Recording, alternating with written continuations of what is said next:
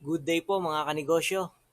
Ang video ko po ngayon ay ang part 2 ng aking vlog na magandang negosyo, laundry shop.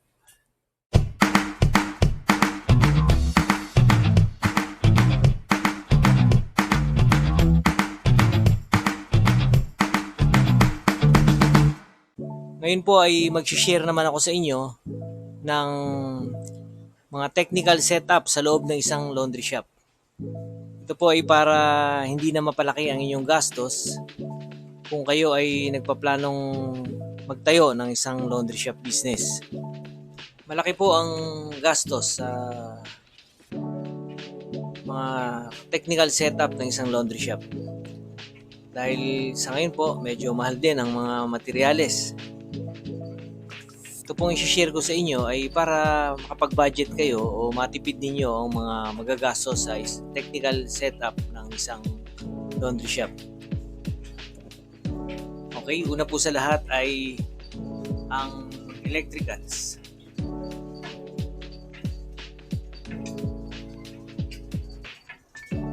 Ayan po, kailangan ninyo ng individual na breakers para sa supply ng mga machines, washers, and dryers. At bukod pa din po yung mga breakers para sa iba pang mga gamit sa shop.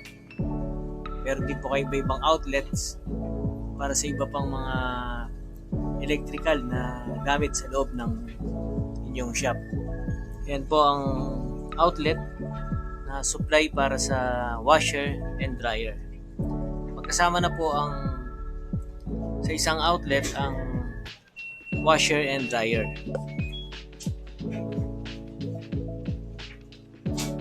So kung meron po kayong 3 sets ng machines, so kailangan nyo din ng 3 outlets para sa supply ng washer saka dryer. Mas maganda po kung maglagay na rin kayo ng abang na mga additional outlets para if ever na magdagdag kayo ng machines, sets ng machines, ay meron na kayong naka-ready na mga outlets. At ito naman po ang mga exhaust pipe para sa dryers. Ang ginamit ko naman po dyan ay 4 inches diameter na PVC pipe. Yan din po yung mga PVC pipe na ginagamit sa construction ng bahay.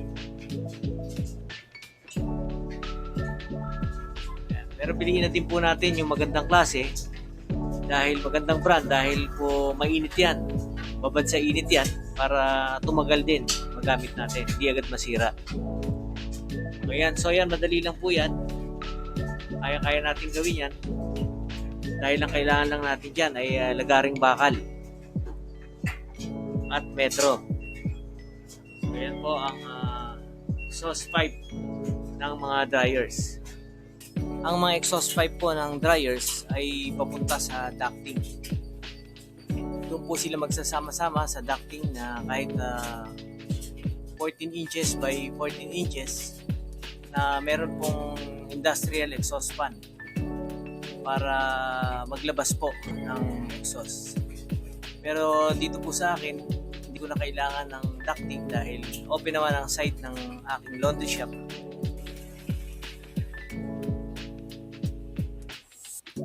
Kaya hindi ko na po kailangan gumamit ng ducting. Yan po ang advantage kapag open ang side ng iyong laundry shop. Pero kung ang laundry shop po ay nasa mga commercial area, talagang kailangan gumamit ng ducting. Ngayon, dito naman po tayo sa water supply.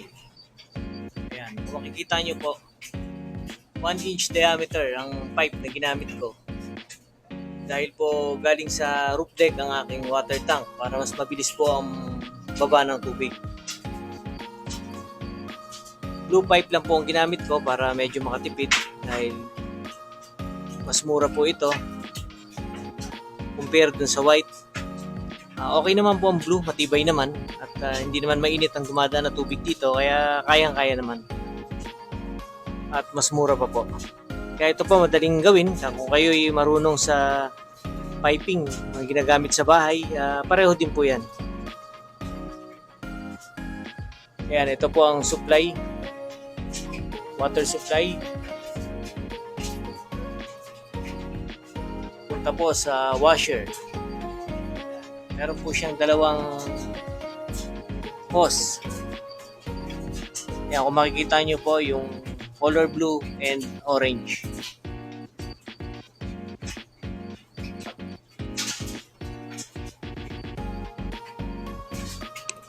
Ito naman po ang gas line, ang LPG supply. Ayan po, ang kailangan natin dito ay dalawang 50 kilograms na LPG tank. Dahil katulad po sa amin, inaabot lang ng mga 7 days, 6 to 7 days ang isang 50 kilograms. Ayan. Ito po ang hose connected sa pipe. Ayan, meron po siyang gauge. Ito po ang regulator. Heavy duty na regulator po yan. Ito naman po yung automatic na shut off.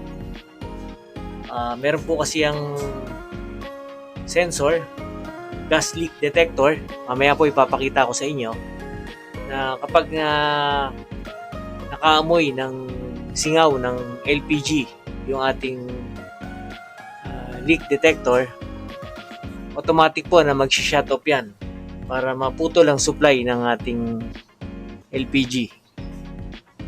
Yan po ay for safety. So mahalaga po yan. Yan, kung mapapansin nyo din po, ang ating mga pipe sa gas line ay welded. Yan po. Mas safe po yan. Fully welded yan. Ang gas line natin hanggang doon sa mga machines. Ito po yung mga gate valve. Yan po. Yan ang hose na papasok, papuntang dryer. Yan po ang hose na nakakonekta po sa ating dryer. Ito naman po ang ating gas leak detector. For safety po yan, pag may nag-leakage at naamoy niyan, kahit po yung singaw lang ng lighter, pag tinapat mo sa kanya, ay kusang mag-shut off po. Automatic na mag-shut off po ang ating gas line. Meron po tayong tatlong gas leak detector. Dito po sa dalawa sa likod ng machines at sa loob ng shop sa folding area. Yan po ang ating gas line.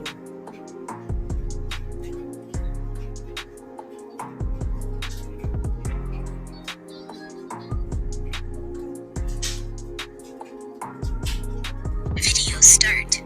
Mahalaga po ang safety, kaya dapat mga heavy duty na parts ang gagamitin natin sa ating gas line.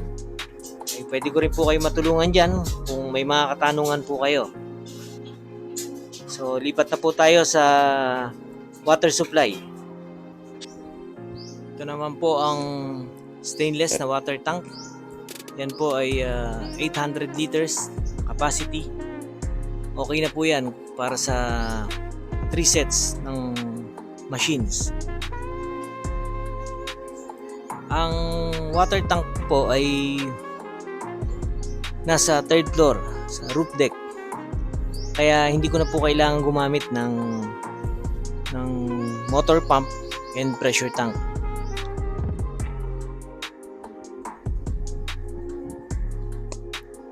Ayan po ang line niya pababa. 1 inch diameter po ang pipe na ginamit ko dyan para mas mabilis po ang baba ng tubig papunta sa laundry shop. Wala po doon sa main line water supply yan. Mayroon pong ball valve at mahati siya sa dalawa para sa dalawang hose na papunta sa washer.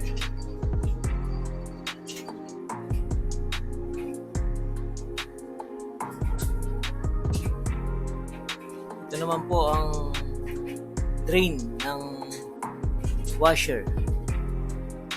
Ayan, yan po ang hose niya. Yan ang hose.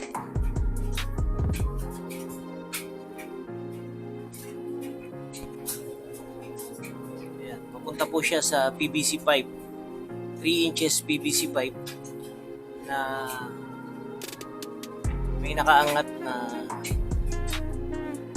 2 inches PVC pipe. 12 inches from the ground po ang angat niya.